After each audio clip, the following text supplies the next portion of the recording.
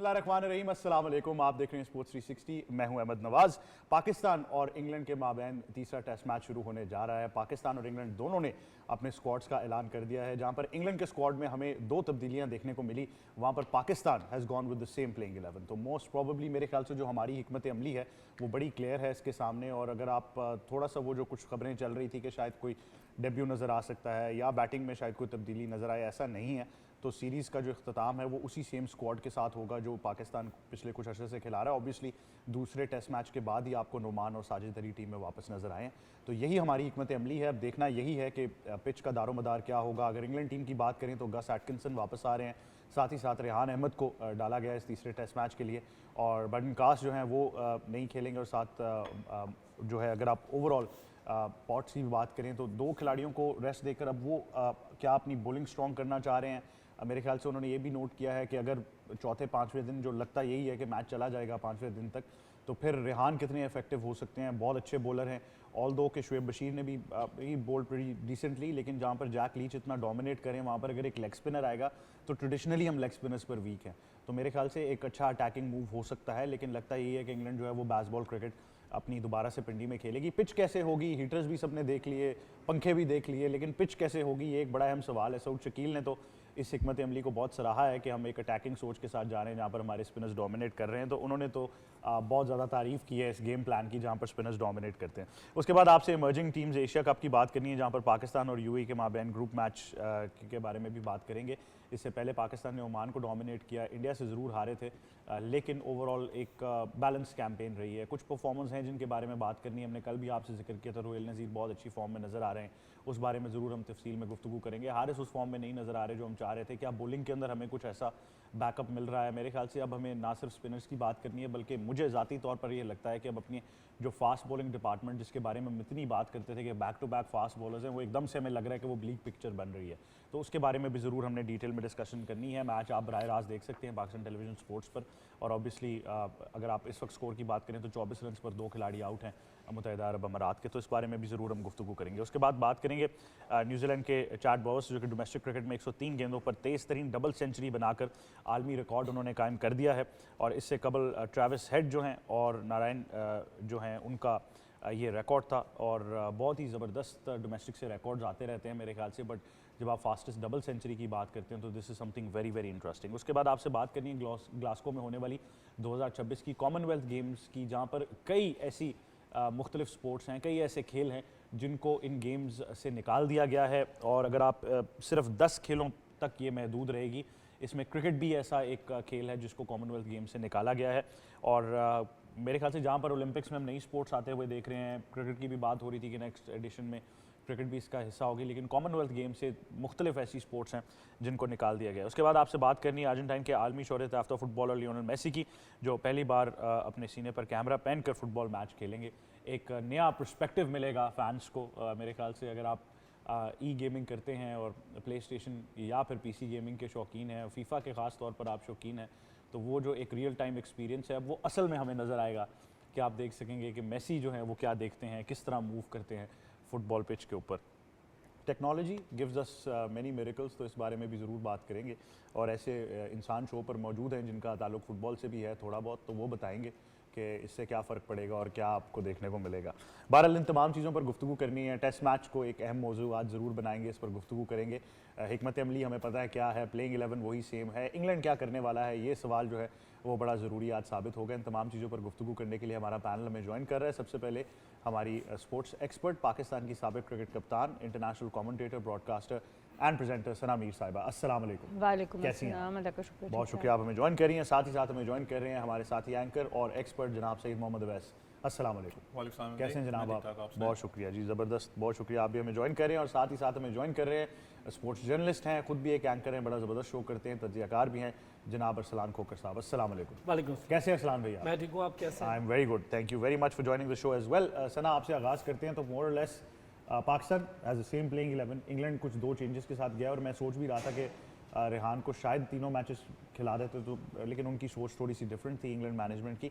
अब रेहान वापस आ रहे हैं, एटकिंसन वापस आ रहे हैं, Pakistan is gone with the same playing 11। But यही लोगों को डाउट है कि क्या पिंडी पिच उसी तरह बिहेव कर पाएगी जो लोग थोड़ा सा डाउटफुल है। आप कैसे देख रही हैं मैच?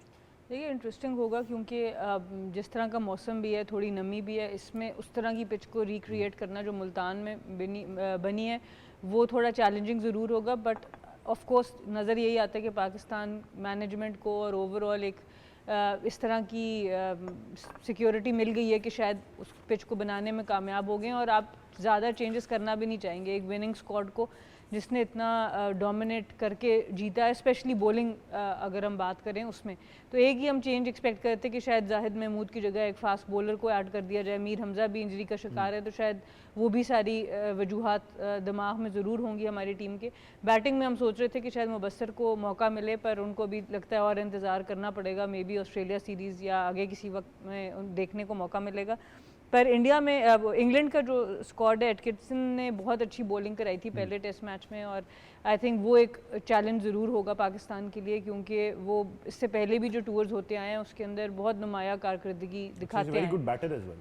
जी, तो उसकी वजह से आई डू थिंक कि इंग्लैंड को काफ़ी ज़्यादा फ़ायदा होगा उस टेस्ट में। और पिंडी की पिच जनरली तो फास्ट बॉलर्स को ज़रा ज़्यादा हेल्प करती है, तो देखते हैं कि किस तरह का ओवरऑल एक मंज़र आता है। बट मुझे लगता है कि जितने हीटर्स और फैंस रखे गए हैं तो मेरे ख्याल से ज़रूर स्पिनर्स के लिए कुछ यहाँ पर बन गया होगा। अच्छा, ये बड़ा इंटरेस्टिंग सब्जेक्ट ज़रूर है पिंडी के मैच का। वैसे मेरी कुछ इंग्लिश प्लेयर्स से भी बात हो रही थी कल, कुछ उसमें करंट और फिर फॉर्मर प्लेयर्स भी थे, तो वो यही बात कर रहे थे पिंडी स्टेडियम की। तो मैं उनको यही कह रहा था कि आपको पिंडी में हाउसफुल मिल जाएगा क्योंकि टेस्ट मैचेस एक एक से बराबर हो गए, तो बड़ा एक इंटरेस्ट अब डेवलप हो गया। तो ये तो ज़रूर है कि पिंडी में अगले 5 दिन का जो टेस्ट मैच है, कर्टसी वेदर जिसको लेकर आप बड़े परेशान हैं, बड़ा मज़ा आने वाला है इस टेस्ट मैच में। कल रात तक तो लगा कि बारिश होगी, मैं क्या हीटर ना चल जाएंगे इनके लोग लगाए हुए, क्योंकि कल आपको पता है अचानक वो वेदर चेंज हुआ था। एक्सपेक्टेड आज भी थोड़ा सा शायद हल्की फुल्की बारिश हो, लेकिन अहमद भाई एक चीज़ है, देखें आई नो कि आप प्रॉपर कोशिश कर रहे हो उसको हीटिंग मेथड ले। मैंने कहा ना कि उधर टॉमिंग हैमन मौजूद है, वो पूरी कोशिश करेंगे कि जो विकेट्स वो बनाते रहे दुबई स्पोर्ट्स सिटी के अंदर अपनी तर्ज की उसको बना सकें। टर्निंग ट्रैक आपको मुल्तान में मिला था, लेकिन मुझे नहीं लगता कि आपको पहले दिन तीसरे चौथे ओवर के अंदर जाके वो स्पिन मिलेगा, क्योंकि टाइम लगता है पिंडी विकेट पे। आप पिंडी विकेट के ऊपर आप नॉर्मल विकेट पे भी खेल रहे हो, बेशक आप जो उसका अपना स्क्वायर की बात करें, अगर उसको आप ड्राइव भी नहीं करते हो, आप नॉर्मली भी आप खेल रहे हो, तो वो फास्ट बॉलर्स को तीसरे दिन तक सूट करती है। और ऊपर से या वेदर कंडीशंस देख लें, क्योंकि काफ़ी नॉर्मल टेम्परेचर है, आप गर्मी में भी आप खड़े हो, आपको ऐसा कोई गर्मी महसूस होती नहीं है। ये चैलेंजिंग पोजीशन जरूर है। पाकिस्तान टॉस फिर कहूँगा मैटर करेगा। अगर पाकिस्तान टॉस हारता है और अगर आपको दूसरे नंबर पर बैटिंग करनी पड़ती है, आपका इशू बैटिंग ऑर्डर का है, क्योंकि जब आप फिर आप देखें ना, आप चौथी इनिंग्स का आप बेसिकली आपने करना है, जहां पर आपने मैच जीतने के लिए खेलना है, वहां पर पाकिस्तान का जो ट्रैक रिकॉर्ड है वो इतना खास नहीं रहा। पिंडी में तो खैर बहुत ही ज्यादा डिफरेंस है, पिंडी में तो इनिंग्स और फोर्थ इनिंग्स में बहुत ज्यादा। वही मैं कह रहा हूँ कि वो आपको मतलब डेडली होती है हमेशा, तीसरी चौथी इनिंग्स आप कह लो कि डेडली होती है। और पाकिस्तान का ट्रैक रिकॉर्ड को इतना ऐसा अच्छा रहा नहीं है उसके अंदर। लेकिन थोड़ा सा मुझे था ठीक है, विनिंग कॉम्बिनेशन के साथ जरूर जाते हो, लेकिन आप विकेट टू विकेट को डिफर जरूर करते हो। यहाँ पर अनफॉर्चुनेट मसला ये है कि आपको टेस्ट क्रिकेट के अंदर चाहिए होता है टेरवे क्विक नाम का फास्ट बॉलर, जो कि अब हमारे पास नहीं है। ये टर्म टेक्नोलॉजी आपकी T20 वनडे के लिए रह चुकी है, टेस्ट के अंदर आपके पास ऐसा कोई लड़का है नहीं कि कंसिस्टेंटली 145-150 को टच करे। आपके पास सेकंड में अगर ऑप्शन की बात करो, मीर हमजा इंजर्ड थे, उसके अलावा मोहम्मद अली थे, लेकिन स्टिल मैं कहता हूं कि आपको शायद जाहिद महमूद को रेस्ट देकर एक पेस बैटरी यहाँ चाहिए थी, क्योंकि आपको जरूरत है। आमिर जमाल आपको पता है 100% फिट नहीं थे, उस दिन भी बैटिंग करते हुए उनको कुछ क्रैम्प्स का इशू था, आपको पता है, उनको नजर आ रहा था कि वो स्ट्रगल अच्छा, सवाल मैं आपसे पूछ लेता हूँ, फिर आप बाद में कहते हैं कि मुझे बाउंसर मार दिया, कि अगर मीर हमजा फिट होते तो आप खिला लेते उनको? अगर मैं होता मैं खिलाता। नहीं, आप ना होते, जो होते वो उनका होता खिलाना था, लेकिन मैं स्टिल कह रहा हूँ, क्योंकि देखिए मैं स्टिल फिर वही बात करूंगा, हम गलती क्या कर जाते हैं कि एक लड़के ने 650-700 विकेट्स वो ले चुके हैं फर्स्ट क्लास के अंदर, कंसिस्टेंट परफॉर्म कर रहे हैं। इससे पहले भी बहुत से लड़के आए फास्ट बॉलर जो ले चुके थे विकेट्स, जिनको पाकिस्तान में राइट टाइम नहीं मिला। ताबिश सबसे बड़ी आपके पास केस स्टडी है। आप गलत क्या करते हो इस लड़के के साथ जाके, इसको आप चांस दोगे जब बहुत मुश्किल सिचुएशन होगी, जहां पर आपके ऊपर बहुत ज्यादा क्रिटिसिज्म हो रहा होगा, जहां पर वो बेचारा जब मैच खेलने जाएगा वो उसी प्रेशर के अंदर होगा कि यार मैंने 3-4 ओवर तगड़े निकालने हैं। सबसे बड़ा इस वक्त मुझे पता है बहुत से लोग इस पे सवाल भी करते हैं कि यार अवैस मोहम्मद अब्बास के बारे में क्यों बात करते हो, उसकी पेस गिर चुकी है। मीर हमजा कोई आपका टेरवे क्विक नहीं है, वो भी 127, 128, 132 के करीब कराता है। मोहम्मद अब्बास ने इन्हीं विकेट्स के ऊपर आपको आउट करके दिया। आप खुद भी फास्ट बॉलर रहे हैं, यूथ के साथ आप काम कर रहे हैं, ये जो 150 का टारगेट है ये कहाँ से अब लेकर आए? एकदम से हमने इतना हाइप किया कि जी हमारे पास पेस बॉलर्स आ गए, और जो पेस बॉलर्स 2 रहते थे उन्हीं का पेस 130 तक ड्रॉप हो गया। अहमद भाई, पेस बॉलिंग की बात करूं, आपके पास पेस बॉलर्स यूथ के अंदर हैं। 150 आसान चीज़ नहीं है कहना कि मैं 150 का फास्ट बॉलर हूं, उसके लिए आपको लिटरली बहुत ज़्यादा ट्रेनिंग, प्रॉपर आपको मसल्स चाहिए होते हैं। मसला ये है कि हमारे पास 143, 145 के फास्ट बॉलर्स हैं, लेकिन इशू ये है कि वो यूथ डायरेक्शन के अंदर वो T20 पे है, वो वन नहीं खेलना Test चाहते oriented 4 डे नहीं है। क्रिकेट, क्योंकि आपने तरजीह नहीं दी हुई ना। आपके सामने की बात है, अभी आपका प्राइम टूर्नामेंट स्टार्ट होने वाला है अपना 2-3 दिन के अंदर। आपको इससे पहले कल तक ये नहीं पता था कि वो होगा नहीं होगा, बहुत सी कशमकश आपको पता है हाँ, चल रही थी उसके ऊपर। ये अगला सवाल आपने डाउट आपको पता है बिल्कुल। पैदा करती है ये चीज। फिर प्लेयर को क्या करती है कि यार दैट मींस कि आप ज्यादा इन चीजों में नहीं हो, 4 डे क्रिकेट या लॉन्गर फॉर्मेट हम T20 अरसलान से ये पूछते हैं क्योंकि अरसलान भाई ज़रा डोमेस्टिक के साथ ज़रा ज़्यादा बेहतर कनेक्टेड हैं, तो मैं खुद भी इनसे ज़रा ये मालूमात लेता रहता हूँ कि ये एक अजीब सी वजह बनी कि जब तक कल मीडिया कहना चाहिए मेरे ख्याल से, या कुछ सर्टन रैंक्स की तरफ से प्रेशर नहीं आया या खबर नहीं आना शुरू हुई कि जी कायद-ए-आज़म ट्रॉफी कहाँ है, तो तब तक डेट का ऐलान नहीं किया गया। मतलब इस नौबत तक बात आ गई थी। और कल मेरी एक फ्रेंचाइज ओनर से भी डिस्कशन हो रही थी, वो भी कुछ विंडो को लेकर परेशान थे कि यार अब जिस तरह क्रिकेट है तो वो विंडो कहाँ से निकालनी है। तो बड़े हंगामी हालात में डेट अनाउंस की गई कायद-ए-आज़म पहले अंडर 19 आपको याद होगा, हाँ। वो चैंपियंस वनडे कप को लेकर 2 मैचेस करा के कॉल ऑफ किया उसको। कॉल ऑफ हो गया, उसके बाद ये इसका हो गया था मामला। अच्छा, ये खबर आप सही कह रहे हैं, ये चीज़ थोड़ी सी डिफरेंट चली गई थी। सोशल मीडिया या कुछ आप इनका जो एंटी विंग कह लें या जो भी, वो इसको ले गए थे कि बजट नहीं है, पैसे नहीं है पीसीबी के पास। ऐसा है नहीं, ये बिल्कुल ये एक बहुत ही अजीब व गरीब बात थी। मेंटोर को 50 लाख दे रहे होंगे तो कैसे नहीं पैसे होंगे। अच्छा, थोड़ा सा ये कि अब शुक्र अदा करें कि हो रही है, मैं तो इस पर खुश हूँ, हो रही है, और होना बहुत ज़रूरी थी। इस टाइम तो बहुत ही ज़रूरी थी जिस वक्त हम अपने नए ब्लड को मौका दे रहे हैं। अच्छा, आप बात कर रहे थे ना वैसे के टोनी कास्ट्रो रसूख पिच पे, ये जो पिच बनी है ना मुल्तान की, इस पे आपके कोच से भी ज़्यादा आकिब जावेद साहब ने कास्ट्रो रसूख किया है, ठीक है, और अच्छा किया है, मैं बहुत खुश हूँ। ये जो मैम बेहतर बता सकते हैं, जब पिच को बहुत पानी दे दिया जाता है ना, देसी तरीका है, उसके बाद जब आप उसको हीटर लगाते हैं ना तो क्रैक्स खुलते हैं उसके, वो क्रैक्स खुलेंगे ऑब्वियसली वो आपके स्पिन को सपोर्ट करेगी। इससे ये बात मुझे तो उसी वक्त समझ आ गई थी, टीम में चेंज कोई नहीं होगा। मीर हमजा फिट भी होते तो टीम में चेंज नहीं होता। फिर मोहम्मद अली वो चॉइस नहीं है, आई एम सॉरी। दूसरा, आप ये कह रहे हैं कि आपके पास बॉलर नहीं है, 150 का आपके पास बॉलर है, आप उसको लाते नहीं हैं, हसनैन को क्यों नहीं खिलाते? लेकिन इनोवेशन का क्रेडिट आप दें। मैंने कल शाजी से भी पूछा, आपने कभी हीटर और पंखे, उन्होंने कहा मैंने कभी नहीं देखा। हेलीकॉप्टर जरूर देखा था मैंने ग्राउंड सुखाते हुए, लेकिन ये नहीं देखा। सर ये देसी तरीके हैं ना, ठीक है, मैं समझता हूँ हमें सूट करते हैं। यार आप यूके जाएं खेलने या ऑस्ट्रेलिया जाएं खेलने, वो आपके मर्जी की पिच बनाएंगे, वो अपनी कंडीशन हम मेहमान की मर्जी की पिच बना के तो खुद मेजबान बनने की बजाय मेहमान बन जाते हैं अपनी पिच पे। अच्छा, ये सवाल जरूर बनेगा कि क्या बुराई है फिर कि आप अपनी स्ट्रेंथ पर खेलें। और कुछ लोगों का ये कहना है, जो मेरे ख्याल से बिल्कुल एक मुस्तनद बात है, कि क्योंकि हमारे लोग जरा बैटिंग में वीक थे तो उन्होंने कहा ना ही बनाए स्पिन ट्रैक्स, तो ये वजह रही है काफी अरसा पाकिस्तान। यार अब मुझे बताएं, स्पिन ट्रैक नहीं होगा, फ्लैट पिच होगी, चौथी या आपकी सेकंड इनिंग का मसला तो वहीं का वहीं है। अगर आपका नोमान, साजिद, आमिर ये 3 इनपुट ना देते सलमान आगा के साथ, आप 296 तक नहीं पहुंच सकते। बिल्कुल। हमें टेल में बैटिंग में स्ट्रेंथ आई है इन 3 बंदों की वजह से। एक टाइम पे अजहर महमूद ने ये कह दिया कि हमारे पास स्पिनर नहीं है, हम क्यों बनाएं स्पिन ट्रैक्स। आपके पास स्पिनर है, आप चांस नहीं दे रहे, दिया तो आपको लग गया पता। यार 14 मेरा ख्याल है उसके सीजन है नोमान के डोमेस्टिक, 14 सीजन। और मुझे इसमें बुराई नहीं नजर आती, स्पिनर्स हमेशा बड़ी एज के भी खेलते हैं, उनकी फिटनेस का इतना मसला नहीं होता। सिमकॉक 60 साल की उम्र में हम फौरन कहते हैं नहीं भाई फ्यूचर नहीं हुआ या नहीं हुआ सर। पैट सिमकॉक आपके पास इतनी बड़ी मिसाल है साउथ अफ्रीका का, 60 साल की उम्र में वो रिटायर हुआ, तब भी खेल रहा था वो। ये कैसे कहा जा सकता? फिटनेस की बात अगर आप करें भाई, फिटनेस टेस्ट से तो आप खुद पीछे हट गए, इन सब ने तो फिटनेस टेस्ट पास ही नहीं किया।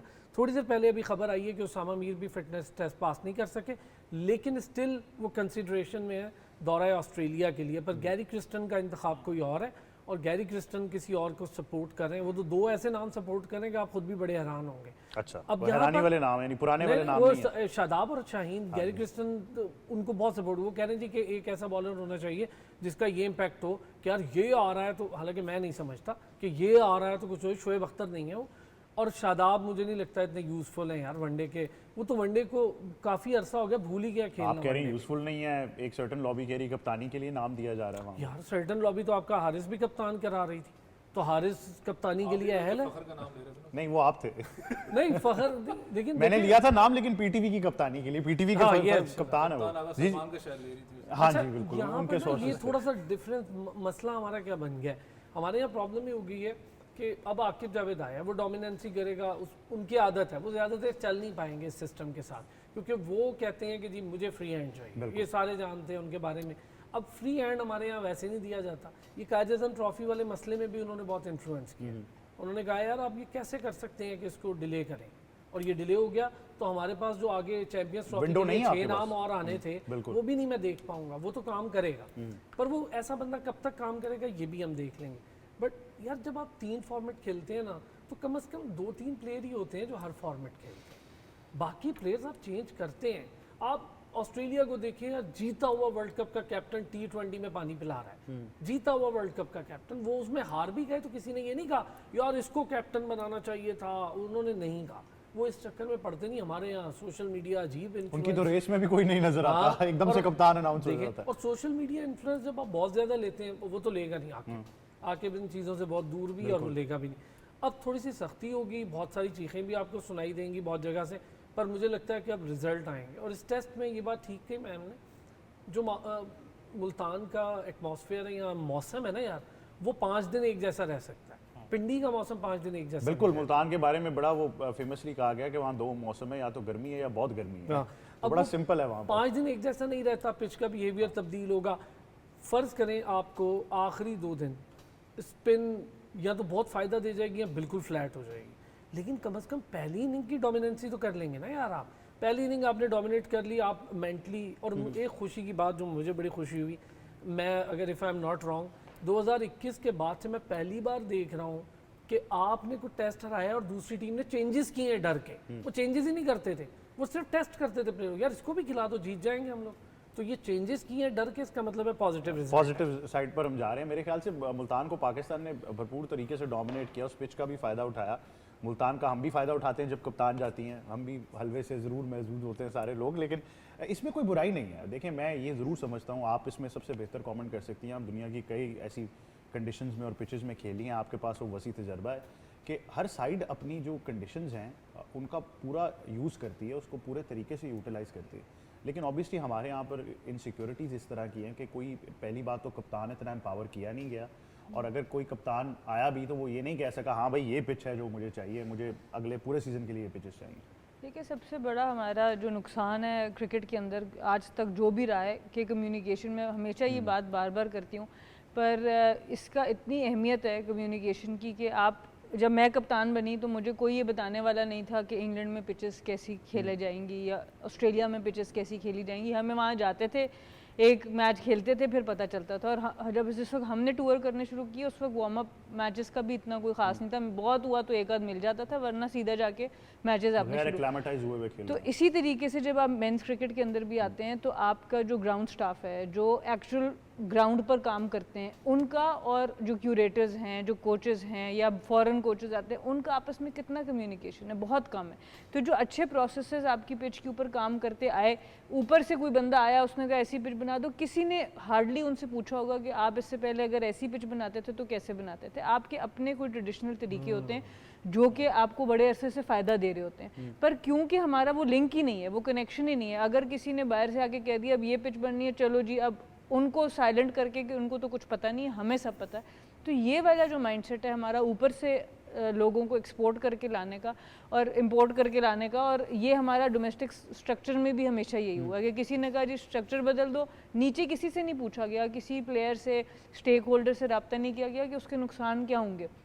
चलो जी, हर साल डोमेस्टिक स्ट्रक्चर बदल रहा है, हर साल डेट्स बदल रही हैं आपकी टूर्नामेंट्स की। मुझे याद है कायद आज़म ट्रॉफ़ी एक टाइम पर जब लाहौर में होती थी, ज़्यादातर मैचेस होते थे तो मैच ही कोई पूरा नहीं होता था, क्योंकि फॉग की वजह से टाइम ऐसा था कि सुबह के भी 10 ओवर कट जाते थे, शाम के भी 5 ओवर कट जाते थे। फिर जब ये कराची इसको लेके गए मैचेस को, तो वहाँ पर आपको एक अच्छे सीज़न देखने को मिले। तो जो आपकी प्रैक्टिसेस अच्छी रही हैं उनको डॉक्यूमेंट करना और आने वाले कप्तानों को तैयार करना, उनके बारे में बताना, ये सबसे इंपॉर्टेंट चीज़ है। सरफराज की जो नॉलेज है कप्तानी की, वो हमने कितनी ट्रांसफ़र की किसी और कप्तान के अंदर, मोहम्मद हारिस को उससे कितना फ़ायदा हुआ, या कल को रोहेल नज़ीर को उससे कितना फ़ायदा हुआ, या बाबर आजम को कितना फ़ायदा हुआ। हम अपनी नॉलेज को ट्रांसफ़र नहीं करते। मेरा एक वजह 2016 में कप्तानी छोड़ के अगले 3 साल खेलने की वजह ये थी कि जो मुझे आता है मैं वो सिखा के जाऊँ, और आई थिंक ये सबसे इंपॉर्टेंट चीज़ होती है कि आप नॉलेज को ट्रांसफ़र करें, वरना वो नॉलेज आपके साथ ख़त्म हो जाएगी। तो जब तक हम लोगों के अंदर एज ए ऑर्गेनाइजेशन 1-2 लोग तो आके अपना काम कर देंगे, उससे फ़ायदा होगा, लेकिन हमें क्यों आज तक मेंटोर्स रखने पड़े 50-50 लाख पे? क्योंकि जब टाइम था नॉलेज ट्रांसफ़र का हम नहीं कर पाए, हमारा कोई सिस्टम नहीं है। ट्रांसफ़र करने का नॉलेज। तो जब तक वो सिस्टम्स इन प्लेस नहीं होंगे तो हम बड़े चीज़ों पे स्ट्रगल करते रहेंगे और फिर हम इसी तरह के हैप हैज़र्ड डिसीजंस लेते रहेंगे कि जो आज कोई डिसीजन होगा 2 महीने बाद कोई और डिसीजन। अच्छा, आप एक चीज़ सॉरी से पूछना चाह रहा हूँ, जो खुद खेल रहे थे यही मेंटोर्स, तब तो ट्रांसफ़र नहीं कर पाए ये बाकियों में वो नॉलेज, तो 50 लाख लेके कर लेंगे।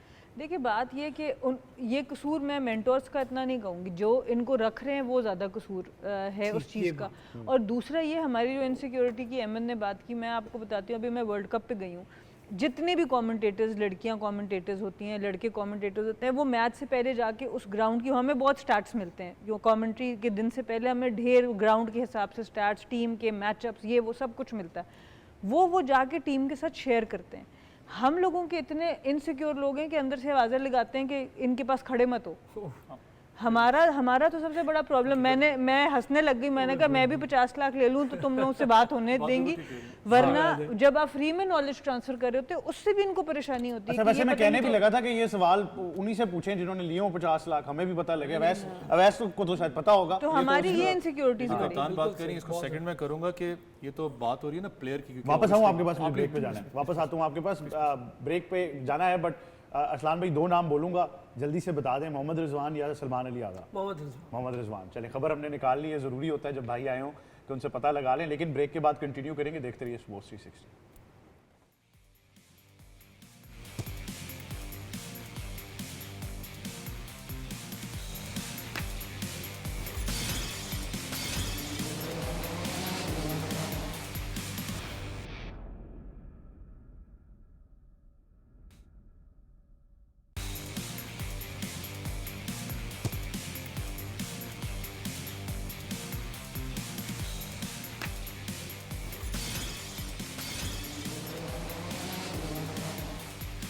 जी, वेलकम बैक टू स्पोर्ट्स 360। गुफ्तगू जारी रखेंगे, हमें अब स्टूडियोज़ में ज्वाइन कर रहे हैं सीनियर स्पोर्ट्स जर्नलिस्ट और हमारे तजियाकार जनाब मोई शाह साहब। अस्सलाम वालेकुम। शाह साहब कैसे हैं आप? अल्लाह का एहसान है। तो शाह साहब, आप सुबह से स्टेडियम में थे, तो आपके पास क्या खबरें हैं, क्या हीटर चल रहे हैं वहाँ पर, अभी तक क्या होने जा रहा है वहाँ पर? हीटर भी तो ख़त्म हो गए हैं, लेकिन फ़ैन, बड़े बड़े फ़ैन वो अभी भी चल रहे हैं, और बेन स्टोक्स ने और जैसन गिलेस्पी ने, दोनों ने मीडिया टॉक की और काफ़ी तफसील से बताया कि क्या प्लानिंग है, क्या है। जैसन गिलेस्पी ने जायद का कहा कि उसको चांस इतना नहीं मिला, तो हम समझते हैं कि उसको एक चांस और मिलना चाहिए।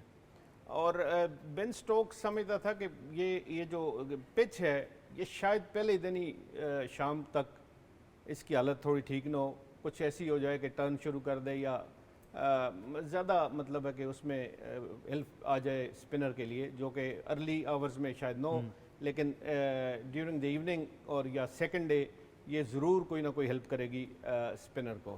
तो ऑब्वियसली देखें, पाकिस्तान ने तो यहाँ टेस्ट जीता कोई नहीं, पिछले तकरीबन 3 साल हो गए हैं। पाकिस्तान ने इंग्लैंड के ख़िलाफ़ सीरीज़ कोई नहीं जीती, पिछले 9 साल हो गए हैं। लास्ट टाइम हमने 2015 में यूए में जीती थी। तो इस तरह पाकिस्तान के लिए ये सीरीज़ जीतना बड़ा ज़रूरी है। देखें, इसलिए ज़रूरी है कि पाकिस्तान का एक जो रन चल रहा है डिफीट्स का, और जो हमारी इतनी बुरी परफॉर्मेंस है टेस्ट क्रिकेट में, उसको ओवरकम करने के लिए, दोबारा रीग्रुप होने के लिए, दोबारा ट्रैक पे आने के लिए हमें एक अच्छी सीरीज़ विन चाहिए, और पाकिस्तान ने चांस लिया। एक बड़ी इंटरेस्टिंग चीज़ बताऊं जो जैसन गिलेस्पी ने कहा। जैसन गिलेस्पी ने यह कहा कि जी मेरा ज़ाती, अपना कह रहे थे कि मेरा ज़ाती अब कोई रोल नहीं रहा कि पिच कैसी बनेगी, सिलेक्शन कैसी बने होगी, टीम के कौन सी होगी, टीम जब होगी तो उसके बाद वो डे टू डे अफेयर्स मेरे पास हैं। अब वो पॉलिसी या स्ट्रेटजी मेकिंग मेरे पास नहीं है, जो इससे पहले थी। जो सेकंड टेस्ट था, सेकंड टेस्ट से पहले थी आकब जावेद या और सिलेक्शन कमेटी के जो मेंबर हैं, उनके आने से पहले सारा कुछ आपको पता है कि ये कोचेज़ के पास था। अब कोचेज़ को डे टू डे अफेयर, वो भी जब ड्यूरिंग द टेस्ट मैच, वो दे दिए गए हैं, और सिलेक्शन से और दूसरे उससे हटा दिया गया है। इसलिए पहले मैं समझता था कि बड़ा मेरा ख्याल है, एक जो वाइट बॉल क्रिकेट का आपका कैप्टन है, जिसका आजकल बहुत डिस्कशन चल रही है, पहले सलमान अली आगा बिल्कुल तकरीबन अनाउंस हो गए थे, ऑलमोस्ट फाइनल कर लिया था उन्होंने नाम। लेकिन अब आकिब जावेद के कहने के मुताबिक वो सजेस्ट कर रहे हैं कि रिजवान को ही होना चाहिए। अब देखते हैं कि किस तरफ फैसला, डिसीजन किस तरफ आता है। ये बड़ी अजीब सी बात है। लेकिन सारे में सवाल ये कि रिजवान खुद क्या सोचते हैं? हाँ, ये है कि रिजवान ने खुद कप्तानी लेनी है, और अगर कप्तानी रिजवान ने लेनी है तो किन शराइत पे, शायद उनकी भी कोई कंडीशन हो कि जी वो कहें जी मैंने T20 में कैप्टनसी भी करनी है और मैंने वनडे भी की कैप्टनसी भी करनी है, वाइट बॉल टोटल मुझे दें। फिर एक और जो बात चल रही है और वो भी बड़ी मतलब है सरप्राइजिंग है कि ये आकिब जावेद और ये न्यू सिलेक्शन कमेटी जो है, इनके जो नज़र में शायद वो बाबर आजम का रोल T20 में नहीं है। फ्यूचर रोल इन T20 वो बाबर आजम का नहीं है, वनडे का ज़रूर है लेकिन T20 का रोल नहीं है। अब वो डिसीजन किधर तक होते हैं, क्या वो इसको स्टिक कर सकते हैं, वो डिसीजन के साथ चल सकते हैं, ये बड़ी इंटरेस्टिंग चीज़ है। अवैस बड़ी शरारत कर रहे हैं बीच में, ये हकीकत में बात तो समझ गए हो। ये अंदर की जो स्टोरीज हैं छोटी मोटी जो पता लगती रहती हैं ज़राए से, किसी सिलेक्टर से, किसी प्लेयर से, ये बात है कि जी बाबर आजम को आप T20 न खिलाएं, अब बाबर आजम को टेस्ट खिलाएं, बाबर आजम को वनडे खिलाएं और T20 न खिलाएं। अब ये कहाँ तक मानी जाती है न्यू सिलेक्शन कमेटी की, कहाँ तक नहीं मानी जाती, वो तो आपको पता है। कल ही उम्मीद यही है कि कल शायद आपका अनाउंसमेंट आ जाए। अच्छा, दो चीज़ों की मैं तरदीद ऑन एयर कर देता हूँ। एक तो ना ये खबर छोटी मोटी है और ना ये ज़राए कोई छोटे हैं, ये हमारे ज़राए भी बड़े हैं और ये खबर भी बहुत बड़ी हमें मिल गई है। अगर तो इस तरफ जा रहे हैं लेट्स सपोज, और अगर ये डिसीजन भी ले लिया गया है कि कोच को ये टीम दी जाएगी, ये ले जी आप 5 दिन ये टीम चलाएं या ये टूर्नामेंट में टीम चलाएं, तो मेरे ख्याल से ये तो दूसरा सवाल हो जाएगा। अभी ये वाली खबर ज़्यादा बड़ी हो गई है, तो ये बात वही है कि तीनों फॉर्मेट्स के लिए शायद डिफरेंट कैप्टन, शायद डिफरेंट टीम्स, बड़ा नॉर्मल है दुनिया में ये होते हुए। बट हमारे यहाँ वो बाबर आजम वाला सब्जेक्ट ज़रा बड़ा पिकी पर्सनल बन जाता है। बहुत ज़्यादा इंफॉर्मेशन का इन्फ्लक्स एकदम से आया, तो अब तज्जिया करते हुए भी सोचना पड़ेगा। लेकिन कोई पता नहीं अब हालात इस तरफ चले जाएं, जैसे मोहम्मद हफीज़ डायरेक्टर भी थे और हेड कोच भी थे, तो जो अब हालात लग रहे हैं कि अगर कोच ने सिर्फ डे टू डे ही करना है, तो आई डोंट नो आप इतने ज़्यादा डॉलर्स क्यों दे रहे हैं उनको। मतलब मेरे नज़दीक क्रिकेट हमेशा कप्तान और कोच का गेम है। मैं तो हमेशा इस बात को समझती हूँ, तो अगर डिसीजन किसी और ने लेना है तो बेहतर है फिर उस पोजीशन पे भी उन्हीं को लाया जाए, ताकि जो भी सोच है फिर वो एक वन डायरेक्शन सोच हो। अगर ऊपर से कुछ सोच के फैसला किया गया और अब आके उसको चेंज करना पड़ेगा, तब भी मुश्किल है। लेकिन जिसने वहाँ फैसले करने, अगर उसकी सोच आपसे मुख्तलिफ है और आप एक पेज पे नहीं है, तब भी टीम का नुकसान होगा। तो इंटरेस्टिंग ये बात मुझे लगी है, बट मैं इतना फेवर में नहीं होती। मेरे ख्याल से कप्तान और कोच को एक पेज पे होके, जब भी टीमें फ्लरिश करती हैं, जब भी आप देखते हैं बड़े टूर्नामेंट्स जीतती हैं या वो सालों साल डोमिनेट करती हैं, तो सबसे इम्पॉर्टेंट जो कम्युनिकेशन और जो एक रिलेशनशिप होता है वो कोच और कप्तान का होता है। हमने देखा जब मोहसिन हसन खान थे और मिसबा थे, उनका आपस में एक बड़ा अरसा पाकिस्तान ने उसके अंडर किया। इसी तरह से मेरे टाइम पर भी जब आपका कोच के साथ एक पेज पे आप आ जाते हैं तो चीज़ें बड़ी आसान हो जाती हैं टीम के लिए।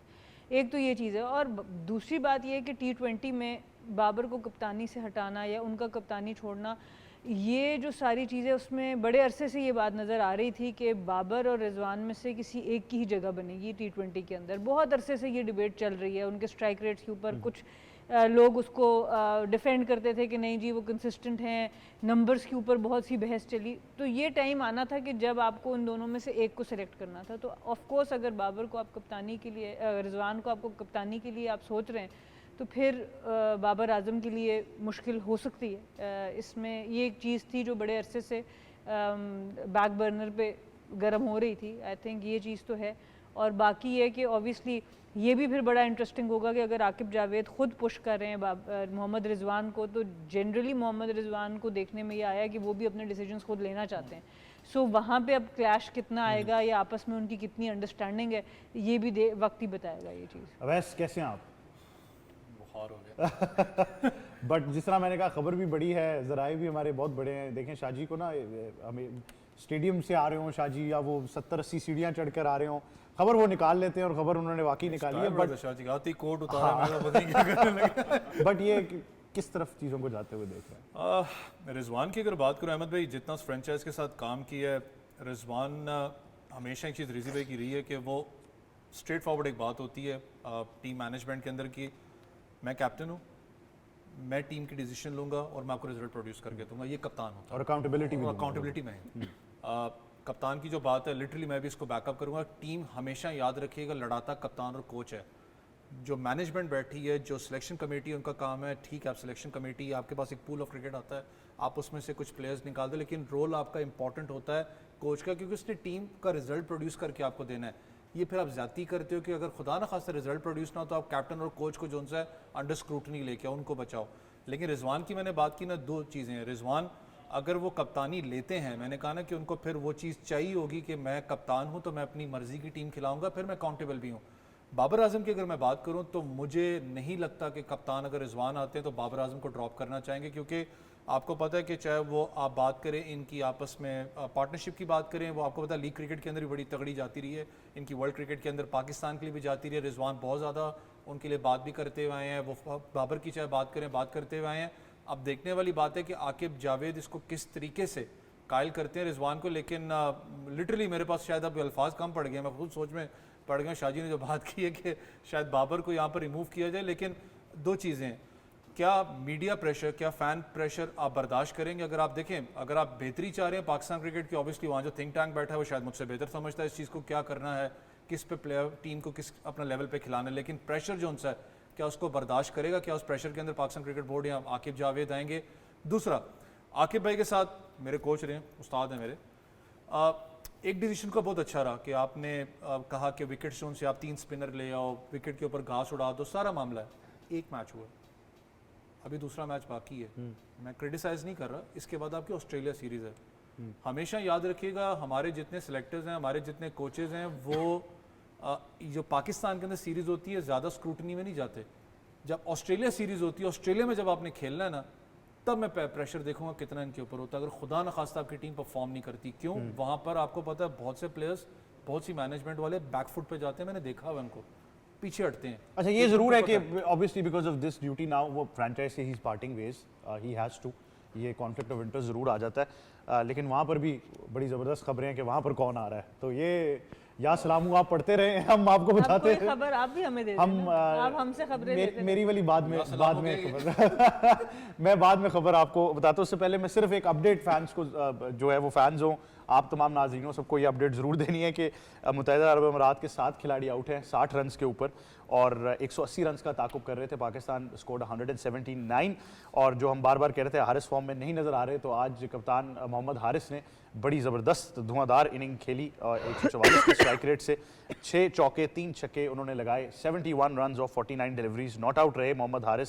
साथ दिया कासिम अकरम ने, यासिर खान ने, उमैर यूसुफ ने भी कुछ रन बनाए। हैदर अली ने आज 17 गेंदों पर 32 रन बनाए।